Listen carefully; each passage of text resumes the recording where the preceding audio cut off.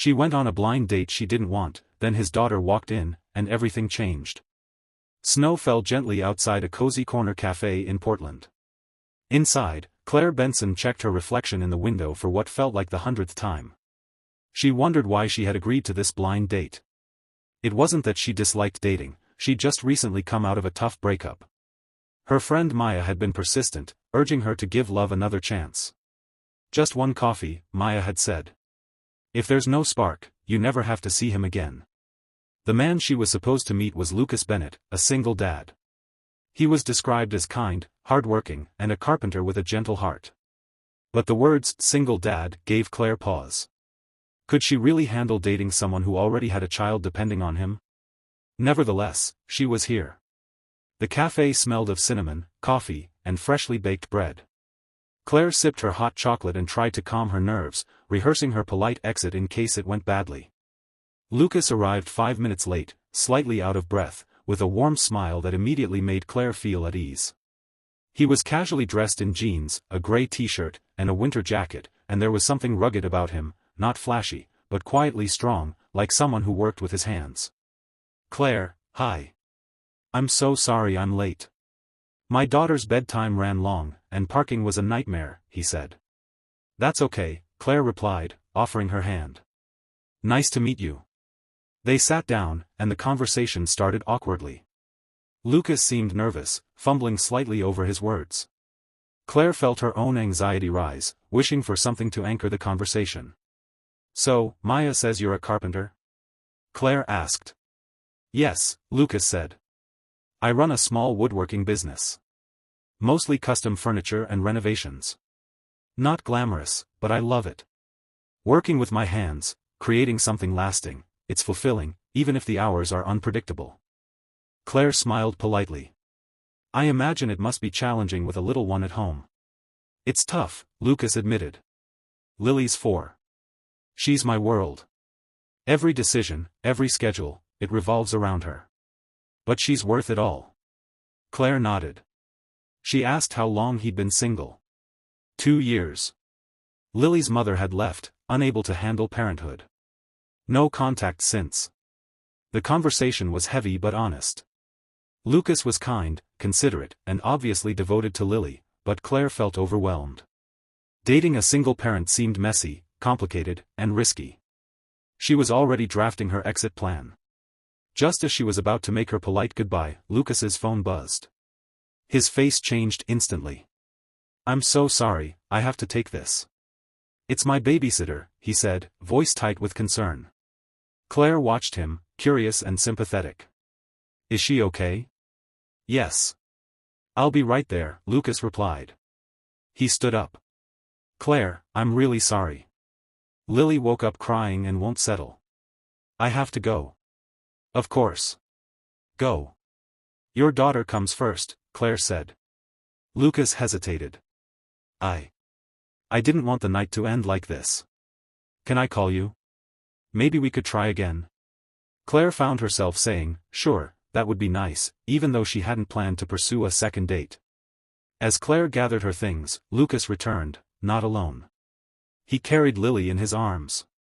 She had curly blonde hair, tear-streaked cheeks, and clutched a stuffed rabbit, wearing pink unicorn pajamas.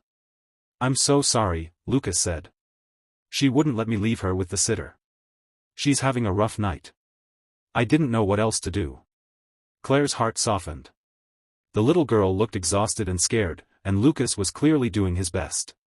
"It's okay," Claire said gently. "Why don't you both sit down?"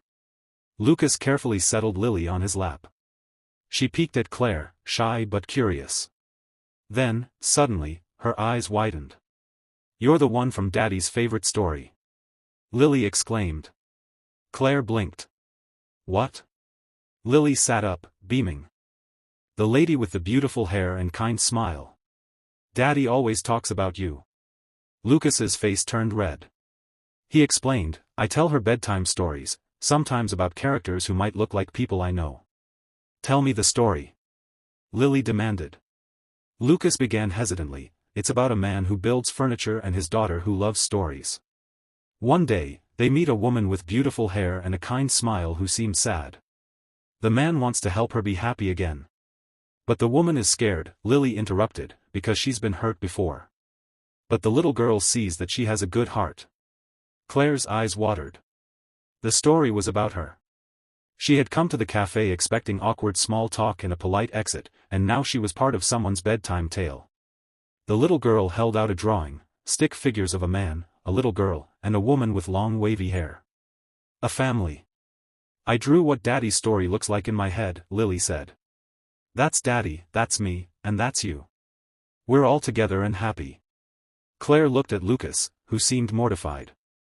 But looking at the drawing, at Lily's hope and Lucas's love, Claire realized she had almost walked away from something real. What if I want to stay? Claire said quietly. Lucas looked at her, surprised. You want to be part of our story? I want to see where the story goes, Claire admitted. I can't promise anything, but I want to get to know you and Lily better. Lily threw herself into Claire's arms, squealing with joy. Claire hugged the little girl tightly, feeling a crack in her heart open for the first time in months. Over the following months, Claire became part of Lucas and Lily's life. She joined them for dinners, park trips, and bedtime stories. Lucas shared his woodworking workshop, showing her the furniture he built with care and precision. I'm not rich, he admitted one evening. I can support Lily and save a little, but there won't be mansions or fancy cars. Is that okay? More than okay. Claire said. I've dated men with money before. They had everything, except what mattered. Kindness, integrity, presence. You have all of that.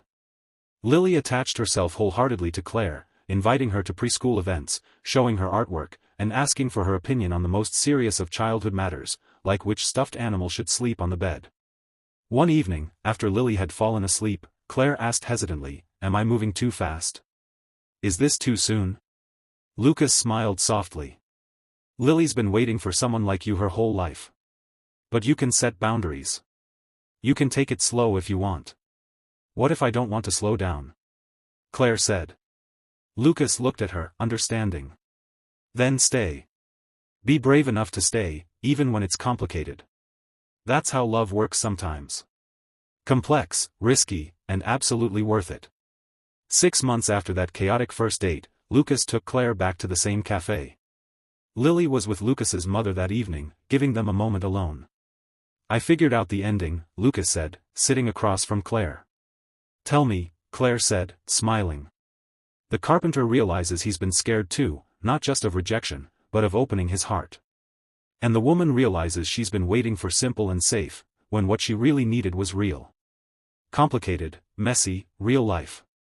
He reached into his pocket and pulled out a small ring box. The ending is me asking you to be part of our story forever. To help me raise Lily.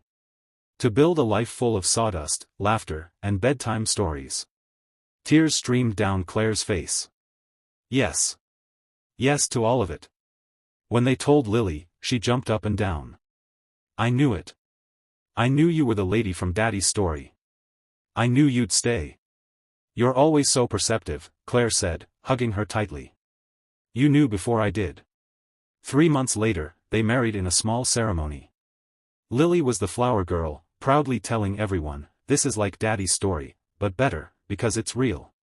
5 years later, Claire sat in Lily's bedroom, reading bedtime stories. Lily was 9, and her little brother, Jack, was 2, snuggled beside her. Mom, Lily said after the story, remember the first time we met?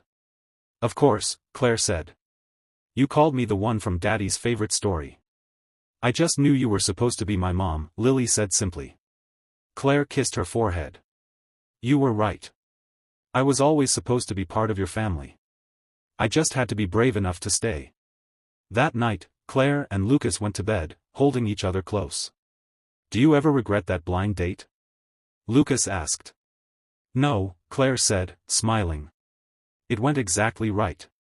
Sometimes the best stories are messy, complicated, and worth it. Sometimes, life isn't simple. The best stories come with twists, risks, and little moments of magic. A child's honesty can show us what our hearts truly want. And sometimes, love finds us in the most unexpected ways. If this story touched your heart, like, share, and subscribe. Leave a comment telling us about a moment when a child saw something in you that you didn't see in yourself, or a time you almost walked away from the best thing in your life. Remember, the best stories aren't simple, they're lived, messy, real, and worth staying for.